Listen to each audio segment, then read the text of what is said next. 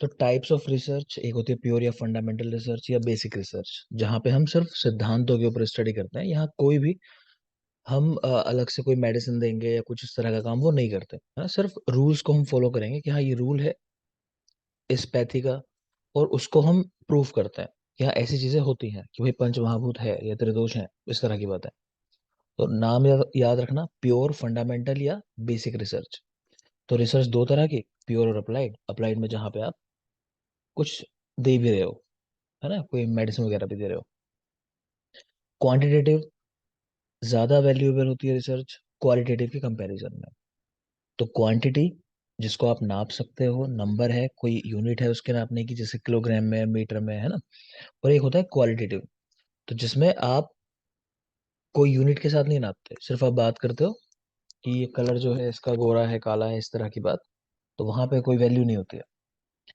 फिर है एक एम्पिरिकल रिसर्च। ये क्या होती है कि आपके पर्सनल एक्सपीरियंस के ऊपर आप जाके कोई रिसर्च करते हो, मतलब कि आपने देखा कोई दवाई अच्छा काम कर रही है, तो भविष्य में उसी के ऊपर आप स्टडी करते हो, है ना। पहले से आप कहीं ना कहीं आपके पास उसका एविडेंस है कि हाँ वो काम करती है, तो इसीलिए आपने उसको लिया। तो ये ज्यादा इफेक्टिव होती है इस तरह की रिसर्च। CPCSEA एक संस्था है जो एनिमल राइट्स के लिए काम करती है। इसकी फुल फॉर्म आपको पता होनी चाहिए, क्वेश्चन भी आ चुका है, इनमें से कौन सी संस्था एनिमल राइट्स के साथ जुड़ी हुई है। तो यह है committee for the purpose of control and supervision on experiments on animals. ठीक है। AEC, एनिमल एथिक्स कमेटी, 5 से 7 मेंबर, बाकी कुछ खास इसमें है नहीं। EBM मतलब एविडेंस बेस्ड मेडिसिन, कि आप जो क्लेम कर रहे हो, उसके कोई दावे जो कर रहे हो, उनके कोई प्रूफ है आपके पास, है ना, कोई लैब रिपोर्ट्स हैं या पेशेंट रिकॉर्ड्स हैं, फोटोग्राफ, कुछ भी, तो वो एविडेंस बेस्ड मेडिसिन में आती है।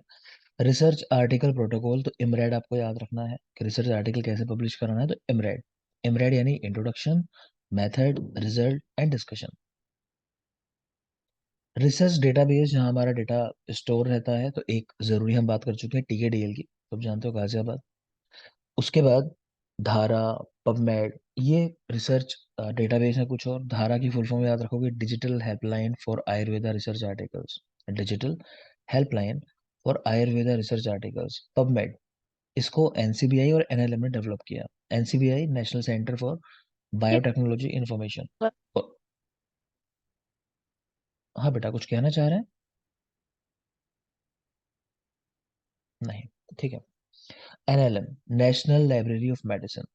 बायोइन्फॉर्मेटिक्स एक्टिविटी इंडिया में 1987 से चल रही है। मेन बात होती है कि होती क्या है बायोइन्फॉर्मेटिक्स, तो बोलो, व्हाट इज बायोइन्फॉर्मेटिक्स? जो मॉलिक्यूल्स बेस्ड प्लांट्स के लिए रहते ठीक है, तो मॉलिक्यूलर बेस्ड स्टडी जो है प्लांट्स की, जिसमें हम मतलब डीपर लेवल पे जाके स्टडी करते हैं। मॉलिक्यूलर लेवल वर्ड याद रखना वो जरूरी है। Father of statistics, sir Ronald A Fisher, तो नाम याद रखोगे इसका, सर रोनाल्ड। क्वालिटेटिव डेटा, तो नॉन न्यूमेरिक होता है लेकिन कैटेगरिकल डाटा होता है।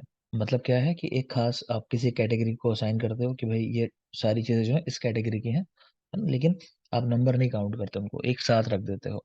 जैसे मैंने कहा कि हरी चीजें सारी एक तरफ, लाल चीजें सारी एक तरफ, तो कैटेगरी बना दी आपने। अब वो कितनी होंगी चीजें तो आप काउंट नहीं कर पाओगे। न्यूमेरिक डेटा, तो डिस्क्रीट डेटा होता है, कॉन्टिन्यूस डेटा होता है। तो जो डिस्क्रीट डेटा है उसमें फाइनाइट नंबर्स होते हैं सिर्फ, और ये क्वालिटेटिव डेटा होता है। और कॉन्टिन्यूस डेटा, इनफाइनाइट नंबर। ठीक है। कॉन्टिन्यूस डेटा के अंदर दशमलव वाले अंक भी आते हैं, लेकिन डिस्क्रीट डेटा के अंदर दशमलव वाले अंक नहीं आते। तो वो वर्ड याद रखना, फाइनाइट और इनफाइनाइट। ठीक है। आगे देख लो, कैटेगरिकल डेटा दो तरह का है, ऑर्डिनल और नॉमिनल। तो ऑर्डिनल में एक ऑर्डर में अरेंज कर देना, जैसे ग्रेड से दी हमने ABC इत्यादि। और नॉमिनल के अंदर it can not be ranked. तो जैसे हमने सिर्फ, जैसे हम ऊपर बात कर रहे थे ना, कौन सा क्वालिटेटिव डेटा, तो समझो उस तरह वाली बात है कि it can not be ranked. बस क्या किया आपने, एक जगह पे रख दिया इनको कि भाई ये इन लोगों का एक कलर ऐसा है, ठीक है, तो ये मेल हैं सारे सेक्स के हिसाब से, उस तरह से कि मेल इधर है, इस तरह वाली बात। तो ये नॉमिनल डेटा होता है। आगे देखोगे, डेटा टेक्निक्स, तो डेटा को कैसे शो करना है। तो यहाँ पर थे कल हम, जब सेशन फिनिश हो गया था, तो इसको हल्का समझ लो। देखो, एक तो होते हैं चार्ट्स, ठीक है, एक होते हैं ग्राफ नॉर्मल, तो वो तो आप जानते हो, उनमें कुछ याद करने की चीज होती नहीं है। एक आता है हमारा स्कैटर्ड और डॉट डायग्राम, वो बताऊंगा इसमें भी।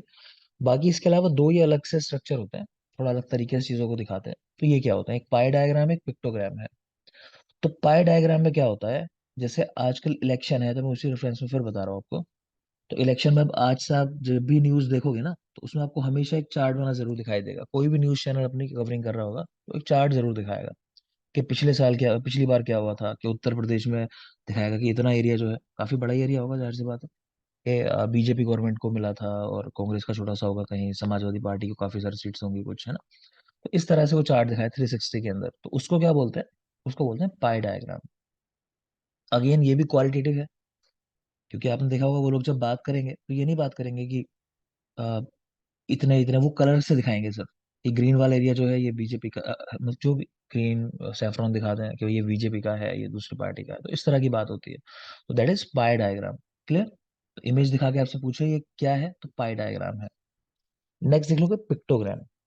पिक्टोग्राम में क्या करते हैं, जैसे हम लोग कहीं स्टडी कर रहे हैं, कोई सर्वे कर रहे हैं, तो उसमें हम लोग क्या करते हैं, इतनी बड़ी पॉपुलेशन को दिखाने के लिए, जैसे मेल मेल फीमेल रेशियो मान लो, चलो आज के इलेक्शन में ये भी बात चलेगी कि मेल फीमेल रेशियो कितना है इस एरिया के अंदर।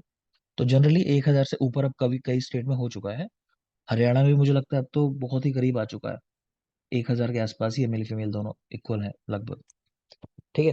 तो कैसे दिखाते हैं, कि जैसे आपको दिखाना है कि भाई वहां पे मान लो कि 1 करोड़ मेल है, मैंने माना 1 करोड़ मेल है। तो आपने कहा कि हम 1 करोड़ मेल को ना एक इमेज से दिखा रहे हैं। अगर हमने इमेज बनाई तो इसका मतलब है कि 1 करोड़ मेल। और अगर हमने ये इमेज बनाई जिसमें हमने बाल भी बना दिए, हेयर बना दिए ना, लड़कों को जनरली हेयर लॉस होता है तो उनको बिना बालों के दिखा दिया। तो ये वाली इमेज जो बनाई कि चलो ये 1 करोड़ जो है मेल है, और ये वाली जो है 1 करोड़ फीमेल है, इस तरह हमने दिखा दिया। तो अगर ऐसी इमेज मान लो 10 बना दे कोई आपके सामने, ये महिलाओं वाली इस तरह की, तो मतलब 10 करोड़ फीमेल हो गई, समझ लो ना। और ये मेल वाली बना दे तो 10 करोड़ मेल हो गए। अगर आधी इमेज बनी है कहीं, तो मतलब है हाफ, तो 50 लैक्स। तो जैसे मैंने यहाँ दिखाया है, यहाँ 1 लाख से दिखाया मैंने, ये मेल वाले बना रखे हैं, और फिर आधी इमेज बनाई है तो आधा लाख हो गया। क्लियर है बात। तो इसको बोलते हैं पिक्टोग्राम। अगेन मैंने समझाया था इसको याद करने के लिए। भूल जाओ तो पिक्स लेते हैं ना, फोटोज लेते हैं अपने, तो समझ लो ये आपकी पिक है, सेल्फी ली है किसने अपनी, तो सेल्फी वाली जो दिखाई दे, तो वो क्या पिक्टोग्राम है। क्लियर। नेक्स्ट है स्कैटर डॉट डायग्राम। तो बेटा पीछे हम लोग बात कर रहे थे रिलेशनशिप या एसोसिएशन दिखाने के लिए, जैसे हम एवरेज की बात भी करते हैं, मीन की बात करते हैं। तो जब मैंने कहा कि मान लो ये हमारी एवरेज लाइन है, मान लो चार्ट में ये एवरेज लाइन आई, एवरेज निकाला हमने, एक लाइन बना दी एवरेज की। अब जो हमारी वैल्यूज होंगी, तो हर कोई परफेक्ट तो नहीं होगा कि लाइन के ऊपर ही फॉल करेगी वैल्यूज। तो वैल्यूज कैसे आ सकती हैं, कोई वैल्यू यहाँ आएगी, कोई नीचे भी हो सकती है थोड़ा, कोई यहाँ भी हो सकती है, कोई यहाँ भी हो सकती है, ठीक है, कोई यहाँ भी हो सकती है। तो ये सब क्या है, इसी को बोलते हैं विचलन या डेविएशन, जो मैंने आपसे कहा था कल, स्टैंडर्ड डेविएशन, स्टैंडर्ड एरर पढ़ा था ना। तो ये डेविएशन है किससे, मीन लाइन से, कि मीन से कितना दूर है ये वैल्यूज। ठीक है।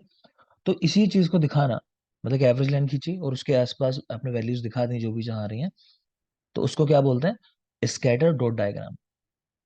तो ये किस काम में आता है, ये बताने के लिए कि क्या एसोसिएशन है मीन में और इनके बीच में क्या संबंध है, मतलब कितना कितना दूर है एक दूसरे से, तो याद रखना। तो इसको कोरिलेशन डायग्राम भी कहा जाता है, scatter dot diagram, also known as correlation diagram.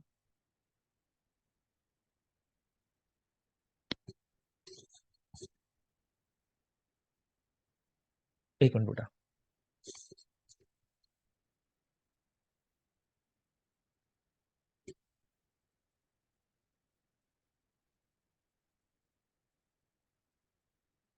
एक मिनट बड़े रहेंगे।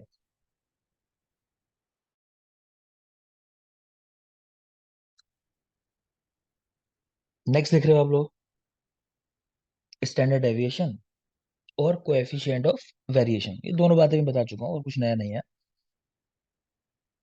तो standard deviation indicates variation from mean, is by chance और रियल। मतलब ये कह रहे हैं कि स्टैंडर्ड डेविएशन से हम ये देखते हैं कि भाई ये जो कुछ चीजें अलग आ रही हैं, तो ये बाय चांस है या रियल है, इसका मतलब समझ रहे हो। इसका मतलब ये हुआ, तो बाय चांस तो हुआ जब हमने कहा था कि ±1.96 SE, ध्यान आ रहा है, या फिर ±2 SD। जब हमने बात की थी हमने कहा था कि हमारे 95% ऑब्जर्वेशन जो हैं यहाँ लाई करेंगे, ठीक है, तो ये क्या कहना चाह रहे हैं कि अगर बाय चांस है, मतलब इत्तेफाकन कुछ लोग अलग रिजल्ट दिखा देते हैं, मान लो हो सकता है कि उन 4-5 लोगों में हमने कोई टेक्निक गलत इस्तेमाल कर ली हो, या उन्होंने लापरवाही कर ली हो, कि आपने कितना भी समझाया कि ये चीज ऐसे ऐसे करनी है, फिर भी पेशेंट जो है लापरवाही कर जाते हैं लोग कई बार ना, सब्जेक्ट कह लो, पेशेंट तो क्या कहो। तो अगर ऐसा हुआ है कि मतलब सिर्फ 100 में से 5 लोग अलग आ रहे हैं, तब उसको हम मान लेते हैं बाई चांस कि ठीक है, कुछ ना कुछ हो गया होगा। या फिर अगर मान लो ये डेटा ज्यादा एक तरफ दिखाई दे आपको कि 50 लोगों के रिजल्ट अलग आ रहे हैं 100 में से, तो फिर रियल कोई प्रॉब्लम है, कहीं ना कहीं कुछ दिक्कत है कि सबको रिजल्ट क्यों नहीं मिल रहा है, यानी आपकी मेडिसिन उतनी अच्छी नहीं है, उतनी इफेक्टिव नहीं है ना। तो इसको सिग्निफिकेंस लेवल पे कहते हैं फेल हो जाना ड्रग का। तो याद रखना, तो स्टैंडर्ड डेविएशन ये बताता है कि जो रिजल्ट्स हमारे मिल रहे हैं उनमें वेरिएशन जो आ रहा है वो बाय चांस है या रियल है। ठीक, सेम ही चीज है कोएफिशिएंट ऑफ वेरिएशन। तो इसको मेनली कंपेयर करने के लिए, तो use to compare relative variability. मैंने कहा ना कि 2 या 3 ग्रुप हैं, उनकी स्टडीज आई हैं, तो उनमें देखने के लिए किसमें विचलन ज्यादा है, या फिर जो डेटा है इंडिविजुअल उसको देखने के लिए कि भाई ए सब्जेक्ट का वेरिएशन कम है, बी का ज्यादा है, उस तरह वाली बात। तो आप बस इतना याद रखोगे, ये फॉर्मूला है इसका, मन हो तो देख सकते हो, मैं नहीं कह रहा याद करने को। तो याद ये रखना है कि स्टैंडर्ड डेविएशन और सीवी ये कम से कम होगा तो बेहतर है हमारे लिए, तो हमारा रिजल्ट उतना ही अच्छा होगा, यानी हम मीन के उतना ही पास है। ठीक है, चलो अब दूसरी पीडीएफ पे आ जाते हैं जो हमें पढ़नी है। इसको आराम से समझना, क्योंकि अब तक जो आपने पढ़ा वो मेनली पढ़ने के लिए था, रटने के लिए था, समझ के हल्का सा। यहाँ पे क्या है, यहाँ थोड़ी सी मैथ्स होगी, टफ नहीं, क्योंकि ना इसमें लेवल है, जैसे कह लो आप कि मीन निकालना है, तो सिंपल ग्रुप के लिए निकालना है ना। तो आसान है, और जितना आगे चलते जाओगे टफ होता जाएगा, तो हम आगे वाले स्टेप्स नहीं करेंगे। आपके लेवल पे वो कभी नहीं पूछेगा, ठीक है। पूछेगा तो सिर्फ पहला स्टेप, और हकीकत तो ये वो भी शायद नहीं पूछेगा, सिर्फ सवाल पूछ के रह जाएगा कि मीन क्या है या मोड क्या है, इतना पूछ के शायद रह जाए, ठीक। तो हम उसी लेवल पे पढ़ेंगे इसको, तो देखते हैं। यहाँ हिंदी में लिखा है, इंग्लिश में भी लिखा है, जहाँ जो वर्ड जरूरी है आपके लिए सारा नहीं पढ़ना है, जिसको मैं कहूँ उसको ध्यान से देखना, समझोगे। तो स्टेट शुरू करें यहाँ से हम लोग, ठीक है। तो स्टैटिस्टिकल सीरीज बता रहे हैं, ठीक है, चलो देखेंगे। एक वर्ड आया बेटा, मूवेबल वेरिएबल, इंग्लिश लिखिए आगे, चल राशि या मूवेबल वेरिएबल्स। ये क्या चीज है, ये वो चीज है जो समय के साथ बदलती रहती है, ठीक है। आप कोई भी स्टडी करोगे उसमें हमेशा कुछ ना कुछ वेरिएबल्स जुड़े ही होंगे। तो जैसा मैंने आपको बताया कि वजन है, आप नहीं कंट्रोल कर सकते। जब कोई वजन कंट्रोल कर लेता है बहुत बड़ी बात होती है ना। प्रभास की बात हुई थी कि बाहुबली की शूटिंग 4-5 साल हुई, तो उसने अपना वही वजन मेंटेन रखा था, ठीक है ना। तो वेट को मेंटेन रखना बड़ा मुश्किल होता है, रोज बदल जाता है, आज ज्यादा खा लिया कल कम खा लिया, आज ज्यादा चल गए 1000 कदम चल गए, अगले दिन 200 ही कदम चले, समझ गए ना। तो ये मूवेबल वेरिएबल्स होते हैं जो बदलते रहते हैं, मेनली वही यहाँ देखे जाएंगे स्टेटिस्टिक्स के अंदर। आगे देखो, तो वही लिखा है, इन बदलती कीमत वाले प्राप्तांकों को चल राशि या मूवेबल वेरिएबल्स कहते हैं। इन प्राप्तांकों को एक श्रेणी में अगर दिखाया जाए तो उसको स्टैटिस्टिकल सीरीज कहते हैं। कहने का मतलब ये है कि जो डेटा आपके पास आया, जब आपने इसको एक टेबल के फॉर्म में मान लो दिखा दिया, तो उसी को स्टैटिस्टिकल सीरीज कह देते हैं, ठीक है। सीरीज के 3 प्रकार होते हैं इसके, कह रहे हैं जो डेटा दिखाते हैं 3 तरह से दिखाते हैं, एक सिंपल सीरीज है, एक डिसकंटिन्यूअस सीरीज है, और एक कॉन्टिन्यूअस सीरीज है। तो सिंपल सीरीज सबसे बेसिक, कि बस डेटा लिया, ज्यादा विचार नहीं किया, उसको एज इट इज प्रेजेंट कर दिया। मेन देखोगे आप डिसकंटिन्यूअस और कॉन्टिन्यूअस सीरीज, इनमें वही डिफरेंस है कि डिसकंटिन्यूअस के अंदर ना कंप्लीट नंबर्स ही आएंगे, जैसे मैंने कहा 1 2 3 4 5 ऐसे वाले नंबर। और जो कॉन्टिन्यूअस सीरीज है, इसमें दशमलव के बाद वाली संख्याएं भी आएंगी, ये दोनों मेन डिफरेंस है। डिसकंटिन्यूअस के अंदर सिर्फ कंप्लीट नंबर होंगे, और कॉन्टिन्यूअस के अंदर दशमलव के बाद वाले अंक भी होंगे। क्लियर, ये आपको पता होना चाहिए, डिसकंटिन्यूअस कॉन्टिन्यूअस सीरीज क्या डिफरेंस है। आगे देखिए, तो ये एक सिंपल सीरीज यहाँ दिखा रखी है जैसे। तो कह रहे हैं कुछ ऑब्जर्वेशन है यहाँ, इधर सब्जेक्ट्स देख पा रहे हो, और सामने उनके मार्क्स लिखे हुए हैं, जो आपके स्कूल का रिजल्ट मिलता है ना, वो सिंपल सा दिखा रखा है कि कोई सब्जेक्ट है 1, उसमें 35 मार्क्स आए हैं, सब्जेक्ट 2 है 45 मार्क्स है, सब्जेक्ट 3 62, 4 38, 5 40, 6 62, सेवन्थ में 48। तो किसी लड़के का रिजल्ट है, समझ में आ रहा है मार्क्स देख के, तो यहाँ दिखाया हुआ है स्क्रीन के ऊपर। तो यहाँ सब्जेक्ट दिखाए हुए हैं कि टोटल 7 सब्जेक्ट हैं, ठीक है, और टोटल मार्क्स कितने आए, तो सिग्मा एक्स कर लिया 330। ये जो चीजें काउंट कर रहे हैं इसको ध्यान से समझ लेना, क्योंकि आगे इसी का रोल है, इसी के बारे में बात होगी। एक तरफ क्या है, टोटल सब्जेक्ट कितने हैं, तो कितने सब्जेक्ट हैं, 7, तो वो n हो गया, n7। एक तरफ जितने भी मार्क्स आए थे, हाँ लड़कियों के 3 सब्जेक्ट में आ जाएंगे इतने, 3 में और थोड़ा सा 4 सब्जेक्ट के मार्क्स लगते हैं, लेकिन बेचारा लड़का है तो आधे मार्क्स हैं उसके लगभग, तो सब सब्जेक्ट को मिला के तो 330 टोटल बन रहे हैं उसके। ठीक है, पास हुआ, पास तो हो गया, 35 आ गए पहले वाले में। ठीक है, तो यहाँ पर गणना आसान करने के लिए एवं गणितीय स्वरूप देने के लिए प्राप्तांकों के कुल योग को सिग्मा एक्स द्वारा दर्शाया जाता है, प्राप्तांकों की कुल संख्या को एन से। ठीक है, नहीं बात करते आगे, हो गई। नेक्स्ट देखोगे खंडित श्रेणी, डिसकंटिन्यूअस सीरीज। मैं आगे ये सीरीज आपको पढ़ाऊंगा नहीं, ज्यादा इनके एग्जाम्पल वगैरह नहीं पढ़ाऊंगा, सिर्फ यहाँ पहली बार क्योंकि आ रही है सामने, तो मैं थोड़ा सा इंट्रोड्यूस कर दे रहा हूँ आपको कि समझ में आ जाए। तो यहाँ देखोगे हमने बात की थी डिसकंटिन्यूअस सीरीज में ना, कंप्लीट नंबर्स ही होंगे, वो नहीं होंगे दशमलव वाले। तो जैसे उदाहरण देखो यहाँ, तो number of babies in a family, ठीक है, और नंबर ऑफ फैमिली, ठीक है। तो यहाँ ऑब्जर्वेशन की है कि 10 परिवारों में एक ही बच्चा है उनका। जैसे गांव का एवरेज निकाल रहे हो आप, मान लो 10 परिवार में स्टडी करने गए, उनसे पूछा कि भाई हाँ कितने बच्चे हैं आपके, तो एक बच्चा निकला 10 परिवारों का। 12 परिवारों के 2 बच्चे थे, 8 परिवारों के 3 बच्चे थे, और 3 परिवार ऐसे थे जिनमें 4 बच्चे थे। तो ठीक है, अब इसमें क्या समझ में आ रहा है कि बच्चों की संख्या आप कभी ऐसे नहीं पूछोगे जाके कि कितने बच्चे हैं आपके, कि एक, कि अच्छा कोई ऐसा तो नहीं आधा चौथाई, ये सुनते तो हैं मार्केट में 1.5 फुट या 2.5 फुट या कोई ऐसा कि आधा ही हो या चौथाई बच्चा रह गया, ऐसा नहीं होता। बच्चा है तो पूरा होगा। ठीक है, तो वही बात है। तो यह है खंडित श्रेणी, डिसकंटिन्यूअस सीरीज। ठीक है, आगे आ गया खंडित श्रेणी। अखंडित श्रेणी में क्या है, अगली बार फिर देखो आप ऑब्जर्वेशंस कैसे हैं। ऑब्जर्वेशंस ऐसे हैं कि वजन लेने गए हो आप गाँव में, ठीक है, मान लो स्कूल में गए हो किसी प्राथमिक विद्यालय गाँव में, तो वहां वजन देख रहे हो बच्चों का कितना वजन आता है। तो अब आप ऐसा नहीं फिक्स कर सकते वहां कि कितने बच्चों का वजन 10 किलो था, कितने बच्चों का 12 किलो था, ऐसा नहीं।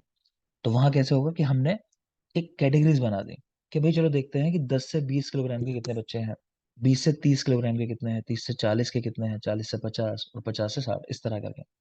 ठीक है, तो 10 बच्चे ऐसे मिले जिनका वजन 10 से 20 किलो के बीच था, 25 ऐसे थे जिनका 20 से 30 किलो के बीच था। तो ऑब्जर्वेशन से देख लोगे इनका मतलब क्या हुआ। जैसे हमने पहला ऑब्जर्वेशन देखा कि 10 बच्चे ऐसे थे जिनका वजन 10 से 20 किलो के बीच था, तो इन सब का वजन कैसा रहा होगा, मान लो किसी का रहा होगा 10 किलो, किसी का रहा होगा 12, किसी का 12.5 भी रहा होगा, 12.1 भी रहा होगा। बात समझ में आ रही है। तो जितने भी ऑब्जर्वेशन थे ना, सब आ गए इनके अंदर। ऐसा नहीं है कि सिर्फ 10 12 14 15 18 20 इस वाले होंगे, कुछ बीच के भी हो सकते हैं दशमलवों में, तो वो सब भी कवर हो गए। क्लियर है। तो ये क्या है, ये है कॉन्टिन्यूअस सीरीज। तो बस ये मेन डिफरेंस आपको समझाना था कि डिसकंटिन्यूअस और कॉन्टिन्यूअस सीरीज, इन दोनों का अंतर पता होना चाहिए आपको। ये दोनों के अंदर मेन डिफरेंस है। ठीक है, अब कह रहे हैं मन में डाउट आता है कि अच्छा किसी बच्चे का वजन सर 40। ये जो हाँ बेटा। हेलो सर, सर जो ये डिसकंटिन्यूस इसमें कंप्लीट नंबर में आएगा ना? हाँ मतलब वही है, डिसकंटिन्यूअस जो है उसमें पूरा नंबर होगा, दशमलव वाले संख्या नहीं होगी। और ये कंटिन्यूस में पॉइंट में आएगा? हाँ पॉइंट में भी नहीं आएगा, जरूर नहीं, मतलब आ जाएंगे, अगर होंगे तो वो भी आ जाएंगे, ऑब्जर्वेशन अगर ऐसे होंगे, हाँ मतलब। हाँ तो वो भी आ जाएंगे। ठीक है। Okay sir. ठीक है बेटा, आगे देखोगे। तो यहाँ पे एक एग्जांपल दिया है कि 40 किलोग्राम वजन है मान लो किसी का, तो उसको कहाँ रखोगे आप, 40 किलोग्राम वाले व्यक्ति को कहाँ रखोगे। तो यहाँ देख रहे हो, जैसे मन में एक डाउट आ रहा होगा कि 30 से 40 किलो, 40 से 50 किलो, अब दोनों में 40 आ रहा है, ये कहाँ रखेंगे। तो कह रहे हैं कि हायर फ्रिक्वेंसी जो होती है ना उसमें रखा जाता है, जो हायर क्लास होती है, तो 40 से 50 वाले में रखेंगे, ना कि 30 से 40 वाले में। क्लियर है। एक जगह और आएगा ये डाउट, कहाँ आएगा, जब मैं आपको पढ़ाऊंगा भैषज, मगर वहां मैं दूर नहीं करवाऊंगा, वहां मैं कहूंगा जैसा लिखा है वैसा याद करना है। ध्यान आ रहा है मुस्कान की, तोला से पल तक, ध्यान आ रहा है बोला, सर वो कर से तुला, तुला से कब पल। हाँ। हाँ।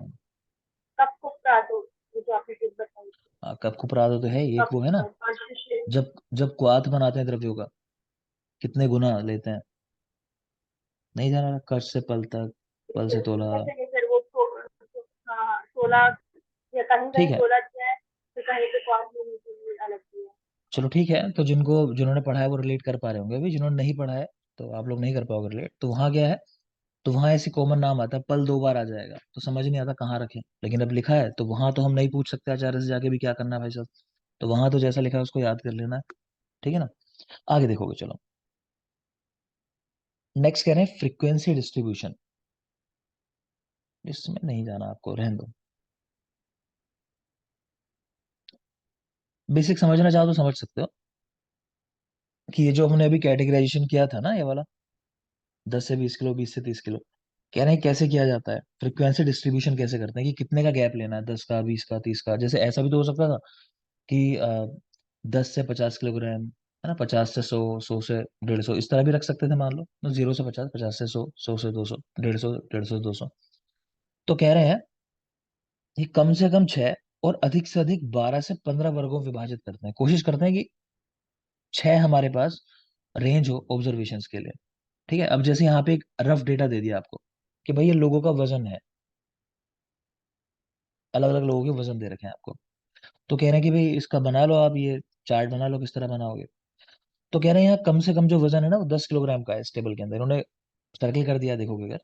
और जो हाईएस्ट वजन है वो 90 किलोग्राम का है। तो कह रहे हैं आसान है ना कि 10 10 का कर लेते हैं। तो वही किया इन्होंने, सिंपल, कि 0 to 10, 10 to 20, 20 to 30। समझ में आ रहा है कि सिर्फ 10 लाइनें हमें प्रिपेयर करनी पड़ेंगी, और जितने ऑब्जर्वेशन पड़े वो इन्होंने सामने लिख दिया कि 0 से 10 किलोग्राम में कोई नहीं होगा। है ना, क्योंकि 10 में आया, बात समझ रहे हो ना। पहला ऑब्जर्वेशन जो है हमारा 10 किलोग्राम का है वहां पे, सबसे छोटी वैल्यू जो है। और जो कैटेगरी बनाई 0 to 10, उसमें 0 लिखे हुए हैं, क्यों? क्योंकि 10 वाले को कहाँ लेंगे, 10 to 20 के अंदर। बात समझ में आ रही है। तो इसीलिए वहां पे 8 है, और भी काउंट हो गए होंगे साथ में। तो लेकिन 0 to 10 में 0 है। तो बस एक तरीका है, आपसे नहीं पूछेगा अगेन, समझ में आ गया होगा, बेसिक चीज है। आगे आ जाओ।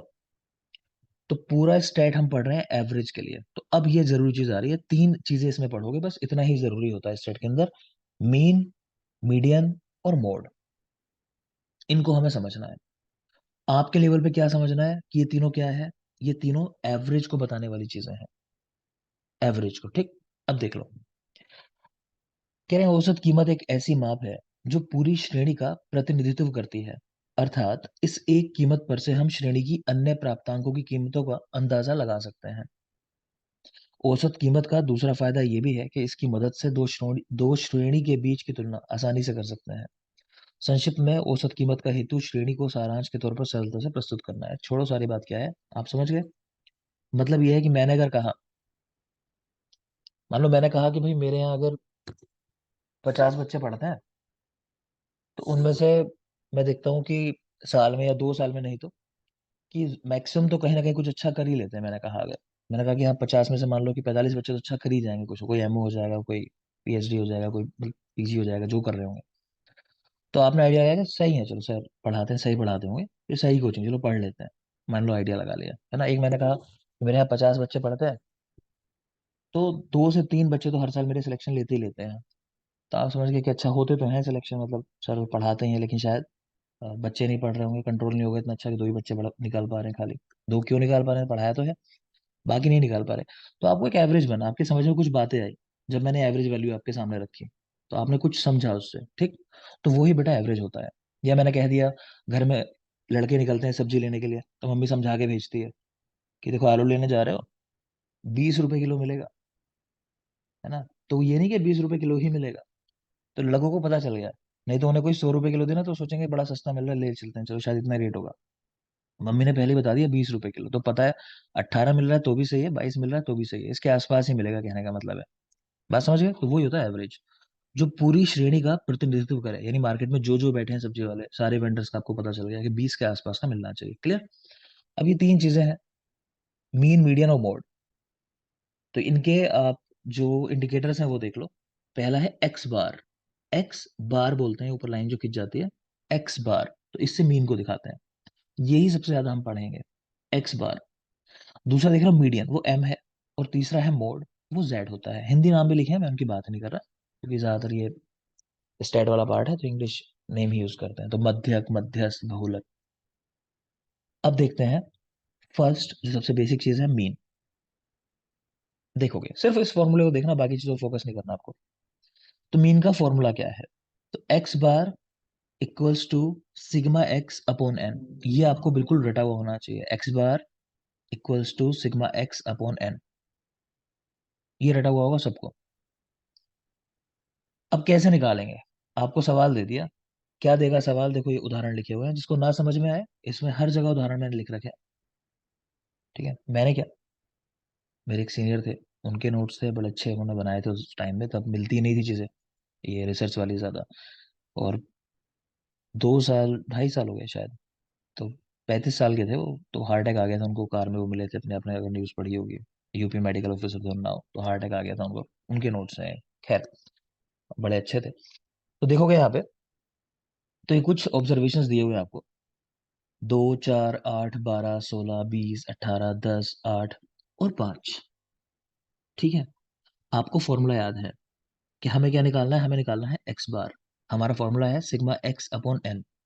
ये जो आगे सिग्मा लगाते हैं ना, इसका मतलब होता है जोड़ दो सबको, ठीक। Sigma X upon N. तो एक्स के ऑब्जर्व एक्स यानी ऑब्जर्वेशन जो भी हैं हमारे, तो ये सारे दिए हुए हैं, तो इनको जोड़ लिया आपस में, तो जोड़ के आता है 103, 103। ठीक है, इसको डिवाइड किससे करना है? एन से डिवाइड करना है। एन क्या है? Number of observations. क्लियर? तो इनको काउंट कर लो कितने हैं ये, तो टोटल 10 आएंगे काउंट करके ऑब्जर्वेशंस जो है। तो आंसर क्या है हमारा? एक्स बार 10.3। तो यानी एवरेज जो है इन सबका, वो है 10.3। और यहीं पे फिर डेविएशन वगैरह उन चीजों की बात करें तो वो क्या हो जाता है कि जैसे देखो 10.3 आया, मैं आपसे पूछूं कि ये जो है पहला ऑब्जर्वेशन 2, इसका कितना डेविएशन है, तो आप निकाल लोगे ना, एक्स बार माइनस एक्स, जो भी ऑब्जर्वेशन है आपका। तो एक्स बार है आपका 10.3, इसमें से एक्स हटा दो अपना यानी 2। तो समझ में आ रहा है कितना दूर है 8.3? बात समझ में आ रही है ना? तो वो डेविएशन है कि कोई चीज कितना दूर है। इसको लिखो मत, ये पूछेगा कोई नहीं, आपको समझाने के लिए बता रहा हूँ। क्योंकि हम बार बार बात करते हैं कि कोई कितना दूर है कितना दूर है, तो ऐसे निकाला जाता है एवरेज से। उसकी कीमत को हटा दो तो आपको समझ में आ गया इतना दूर है। इसमें किसी को कोई डाउट है? सब कर लोगे, मीन बहुत इजी है, मीन से इजी कुछ भी नहीं है, फिर भी डाउट हो तो पूछ लेना। ठीक है, अब देखो इसके बाद क्यूमुलेटिव फ्रिक्वेंसी वगैरह यूज करते हैं, उससे भी निकाली जाती है वैल्यूज। मैं उस लेवल पे नहीं जा रहा हूँ आपके लिए, क्योंकि मैं मान के चलता हूँ कि वो आपसे पूछेगा ही नहीं। ठीक है, अदरवाइज बहुत टफ हो जाएगा फिर ये, फिर मुझे सारा कुछ पढ़ाना पड़ेगा। और हम देख चुके हैं, पिछले कई साल के एक्सपीरियंस के आधार पे देख रहे हैं कि नहीं क्वेश्चंस आ रहे हैं। सपोज करो इस बार आप एग्जाम बैठते हो और आ जाता है क्वेश्चन, तो आप ही नहीं छोड़ोगे, मैक्सिमम लोग छोड़ के आएंगे उसको। तो क्या किया जाएगा फिर? अगले साल से जो बच्चे होंगे उनको फिर पढ़ाया जाएगा, पूरा मजबूरी हो जाएगी कि भाई आया था पिछली बार, तो पढ़ लेते। तो अभी तो नहीं करते, तो क्योंकि टफ पार्ट है, बेकार आप उतना फंस जाओगे, उतने में नहीं जाएंगे हम लोग। ठीक, नहीं आया अभी तक कुछ भी। आगे देखते हैं, ये सारे उदाहरण हैं उसी के, मैं इनमें नहीं जाऊंगा। नेक्स्ट आ जाओ बेटा, मीडियन। मीन हो गया आपका, मीडियन पे आ जाओ। मीडियन का देखो क्या है, कह रहे मध्यस्थ ज्ञात करने के लिए श्रेणी के सभी प्राप्तांकों को उनकी कीमत के अनुसार असेंडिंग या डिसेंडिंग ऑर्डर में लगाते हैं। तो मीडियन पे पहला जरूरी सवाल आता है कि इनमें से कौन सी वैल्यू निकालने के लिए जो नंबर्स हैं उनको अरेंज करना पड़ता है। जनरली असेंडिंग करके पूछता है, डिसेंडिंग नहीं पूछता वो। पूछ लेगा असेंडिंग ऑर्डर में लगाना पड़ेगा, है ना, ऐसा करके पूछेगा, क्योंकि असेंडिंग या डिसेंडिंग कैसे भी लगाना है। तो पिछले वाले में आपने क्या किया था, मीन के अंदर ऑब्जर्वेशन लिखे हुए थे, हमने कोई बात नहीं की उसको अरेंज करने की, हमने कहा ठीक है अच्छा ऑब्जर्वेशन है, इसको काउंट कर लो टोटल कितना आएगा, और एन से डिवाइड कर दो, तो 103 डिवाइड बाय 10, हमारा आंसर निकल के आ गया था 10.3। अब की बार लेकिन ऑब्जर्वेशन दिए होंगे, उसको पहले आपको क्रम से लगाना पड़ेगा। ठीक, अब देखो आगे क्या कह रहे हैं, बस अब फॉर्मूला देख लो और कुछ नहीं है। तो यहाँ फॉर्मूला आपको लगाना है, ये वाला नीचे वाला लगाना है, ऊपर वाला मत लगाना, इससे नहीं निकलते आंसर, नीचे वाले से निकलेंगे। तो m इक्वल्स टू n+1/2। याद रखना नीचे वाला फॉर्मूला फॉलो करना है, वरना परेशानी में फंसोगे। तो इस सूत्र का ही प्रयोग करेंगे हम, m इक्वल्स टू n+1/2। अब आगे देखते हैं उदाहरण से, इसको समझते हैं, सिंपल सीरीज के लिए समझेंगे। तो ये कुछ ऑब्जर्वेशंस दे दिए इन्होंने, 2 6 8 7 5 3 10। ठीक है, तो अब हमने क्या किया, सबसे पहले इनको ऑर्डर में लगा लिया। तो यहाँ क्या किया, बढ़ती हुई जो बढ़ता हुआ क्रम है उसमें लगा लिया, 2 3 5 6 7 8 10। क्लियर है, एक क्रम में अरेंज कर दिया इसको। अब फॉर्मूला लगाया, एम n+1/2। एन की संख्या कितनी है, नंबर ऑफ ऑब्जर्वेशन 7 है, काउंट भी कर रखे हैं ऑलरेडी। ठीक है, तो 7+1/2 टोटल हो गया 8। 8/2 डिवाइड के आंसर आया 4। तो यहाँ सीधे आंसर नहीं आता 4, आपने जो क्रम लगाया था अब उसका रोल आएगा कि आपने क्यों क्रम में अरेंज किया था उसको। तो जो आपका आंसर आता है ना, उस नंबर पे जो भी संख्या लिखी होती है वो ही हमारा आंसर होता है। तो अब ऊपर से काउंट कर लो, फोर्थ नंबर पे क्या लिखा हुआ है। फोर्थ नंबर पे क्या लिखा है वहां, 6। तो आंसर क्या हुआ, 6। तो ये होता है मीडियन। मेरी बात समझ में आई, किसी को कोई डाउट है इसके अंदर जो मैंने कहा? नहीं। तो मीन में क्या किया था हमने, अब हल्का सा रिकॉल करो माइंड में अपने।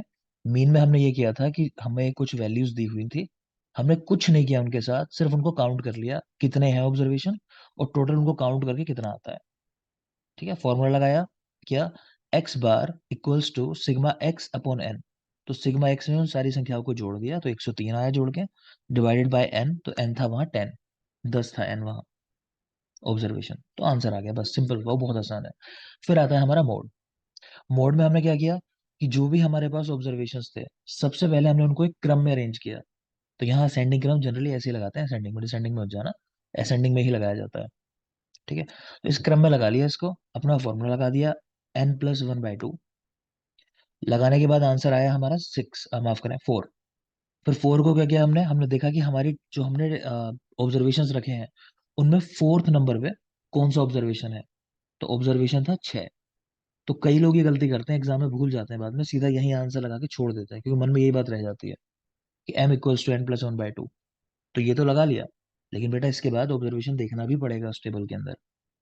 अगर आप इसको क्रम से ना लगाते तो ये तो तब भी निकल जाता, m=n+1/2, उसकी जरूरत नहीं थी लगाने की। तो इसीलिए लगाया कि वहां देखना है जाके बाद में। क्लियर है?